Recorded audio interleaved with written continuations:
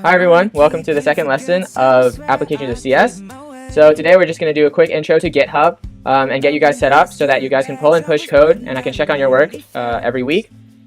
Sorry for the late update. I've been quite busy with the CS61C projects, so hopefully I'm going to be doing this stuff more consistently on a weekly basis. So let's just get started. Alright, so I've attached a document below for you guys to reference, and this is going to give you guys all of the information you need to set up your GitHub accounts, as well as get all the code that we've done so far and structure everything so that you know exactly where everything is and how it's connected. So first, if you look on the document, step 1, sign up for a GitHub account. All right. So the first step, you go to GitHub, and I'll do that with you guys so you know what's going on. Actually, let's pull this over here. All right, perfect. Now, entrance is a little slow. I'm going to sign out so you're on the same page as me. Perfect. So if you can see here, pretty self-explanatory. Just as you would sign up to any website, pick a username, your email, create a password, and click sign in. Or sign up. I'm going to sign in because I already have an account. So pretty easy. And you're going to see something that looks like this. Yours is going to be a little bit more empty because you haven't created any code yet, but I'll lead you through everything, so don't worry. First thing I want you to do, if you see, click the plus icon in the top right corner to create a new repository. And so what I want you to do is go here and create a new repository. And I want you guys to name it ACS underscore and your username. So your username is right here. So it should be ACS, and my username is Felix S8696. You can write a description if you want, so applications of CS repo. Keep it public because on GitHub, if you want a private account, you need to upgrade. Probably do not want to pay that, so let's keep it public. And initialize this repository with a README. It's just a descriptive document that GitHub uses to kind of allow people to see what your repository contains. You don't really need to do this, so you can check it, uncheck it, it doesn't really matter. So just click Create Repository. I've already done it, so I don't need to do that. But it should take you to a page that looks like this. All right, and you won't have this here. I've already added some stuff, so but you will see something blank. You have no commits yet. So the next thing I want you to do is fill out this Git Repo Form that I've created. It's a Google Doc, or a Google Form, sorry. And all I want you guys to do is first, last name, your Berkeley email, so I know you're not a stranger, and then your GitHub repository link, and your repository link should be this, https github.com with your username and then ACS your username. Just copy this link in and paste it right here. This is basically just so that I can look at all of your repos and collect all the code so that I can review everything that you're doing and making sure that if you have any problems, I can see what's going on without having to go on your computer and figure it out there. All right, next thing I want you guys to do is install Git. So actually, let me add that as another step before we move on. All right, so I want you guys to install Git by going to this link.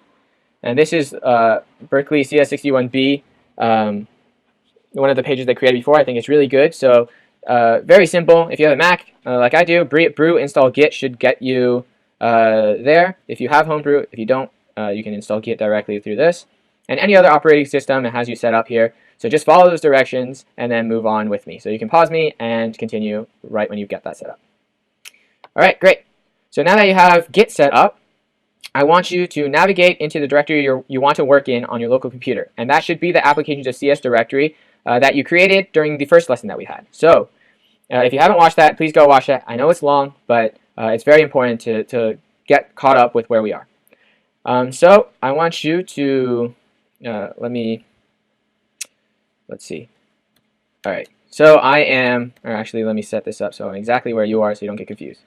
So I want to go into wherever my Applications of CS folder is. Unfortunately for me, it is pretty deep into my computer, so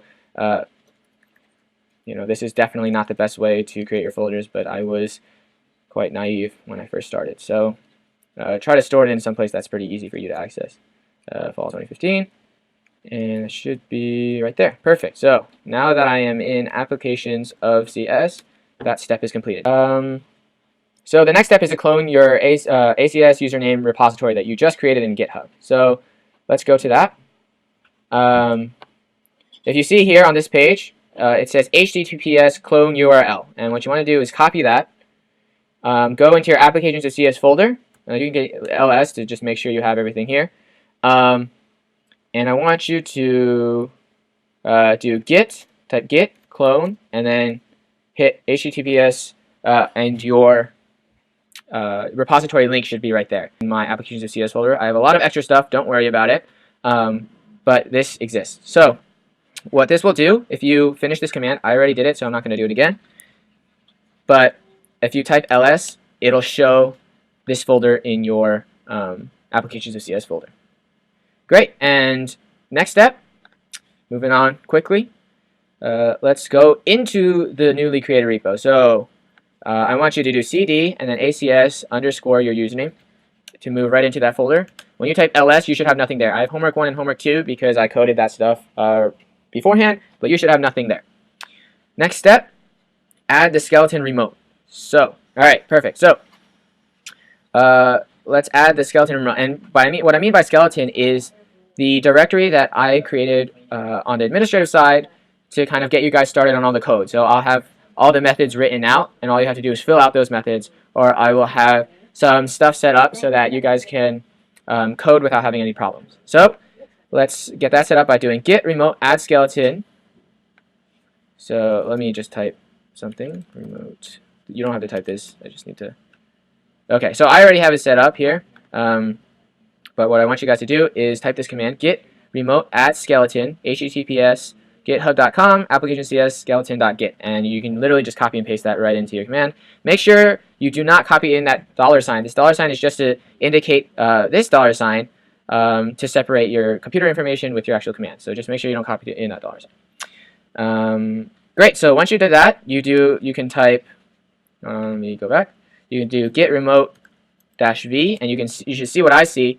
Your skeleton should be here, and your origin should be here. So origin is basically your GitHub repo that you created. Every single time you pull and push to origin, which I'll explain later on, it'll put all your code and pull your code from that repository.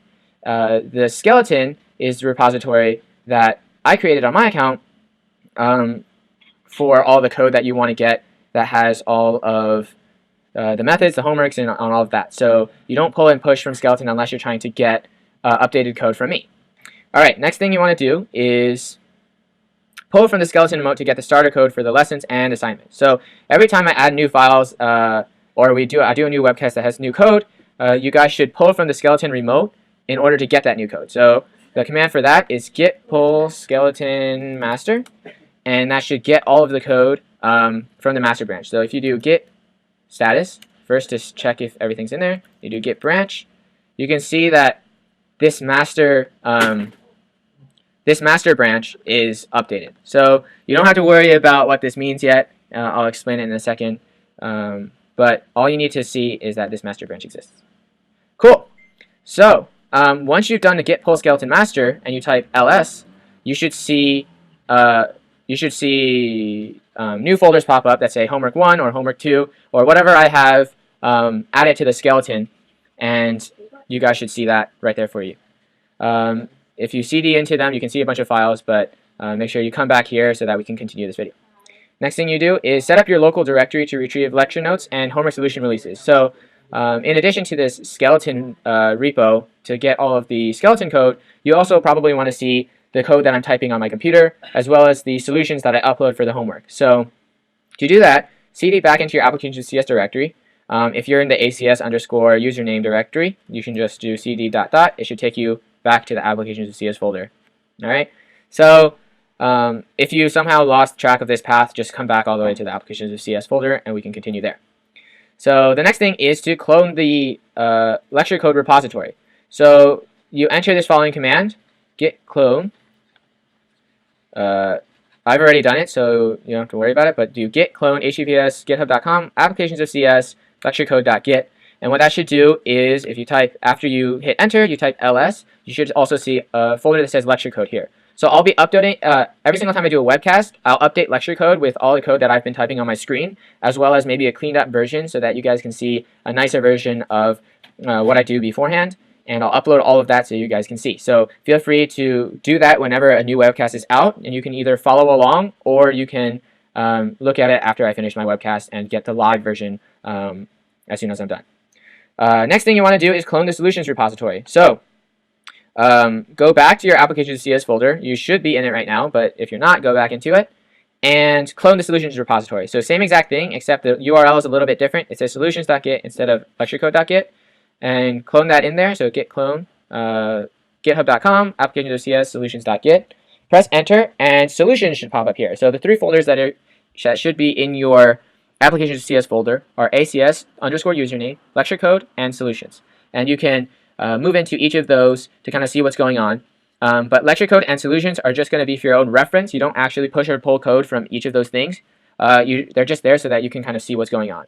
You'll mainly be working in your ACS underscore username directory and pulling and pushing from there so that I can check up on all the code that you've been doing. All right, finally, just some tips before we wrap up. Every single time you're trying to get something from a remote GitHub repository, remember to navigate into the local directory that it's linked to remotely to your GitHub repo. So what I mean by that is you always want to be in this folder when you're working on any code for this course. So you want to make sure you cd into ACS underscore field or your username. And the way you check to see if it's the right repo is if you do a Git Status and you can see that a Git repository is there because it says stuff here on branch, master, etc. If you're not in a GitHub repo, so for example, I go to application.cs and I do Git Status, it'll say not a GitHub repository. So you know that there's nothing here that you can use to push and pull to Git. So make sure you're always in your ACS underscore username directory. Oops, sorry. All right, cool. Now, the final thing is I want you guys to check out this basics of Git, basics of Git link.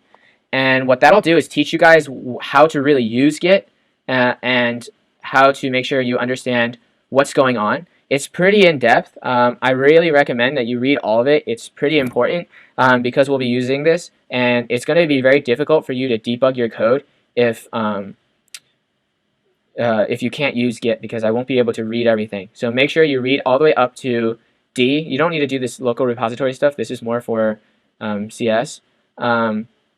And then you can also read, so skip D. You can also read E, other Git features, to kind of figure out what are the more advanced things. But the most important thing is A through C. You can skip, so you do intro to version control systems, local repositories, and Git branching. You can skip this example, and you can check this out. This is optional. But make sure you read remote repositories as well, which is very important. And one of the most important things is pushing commits. So basically how Git works is that it's a file storage system that allows you to store the history of at any point in the file and store that as a specific in a specific location so that you can retrieve anything that you've typed before. And the cool thing is that when you push, what we mean by pull and push is that GitHub actually can host all of these files for you. So you want to push and pull stuff to your GitHub account so that other people can see your files. If you don't pull and push your commits, then nobody's going to be able to see it. So make sure you read this. It's very important. I don't want to go into it, or else this is going to be another hour-long video. So do that. You can skip this example. It's pretty confusing, so don't worry about it. But yeah, so read remote repository as well as the rest of these: Git branching, local repositories, and intro to version control system. So with that, I'm going to end here. And when I get started on my next lesson, I'm just going to go right into GitHub, and we're going to be pulling directly from homework 1 and homework 2 to just get started. So hopefully you learned a lot, and I'll see you again in the next episode.